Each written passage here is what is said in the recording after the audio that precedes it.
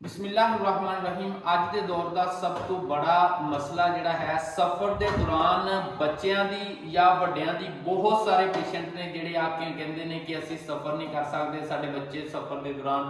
उल्टियां करन लग जाते हैं। मैं सफ़र से जा रहा सी तो मेरे ज़हन च आया कि साडा अब्दुल हादी भी करता सीगा उल्टियां, तो असी इनू एपीकॉक दे नाल जिहड़ा है इन्हां दी उल्टी नूं कंट्रोल कीता है। अगर तुहाडा कोई बच्चा बड़ा जिस तरह दुल्हन हुंदी है या कोई भी फर्द है जिहड़ा सफ़र के दौरान उल्टियां करता है तो तुहाडे वास्ते परेशानी का बायस बनता है, तो तुसी अपने होम्योपैथिक डॉक्टर के नाल राबता करो। तीन बहुत बढ़िया मेडिसिन ने जिस एपीकॉक है, कोकस इंडिका है, पेट्रोलियम है, संफोरिक कार्पस है,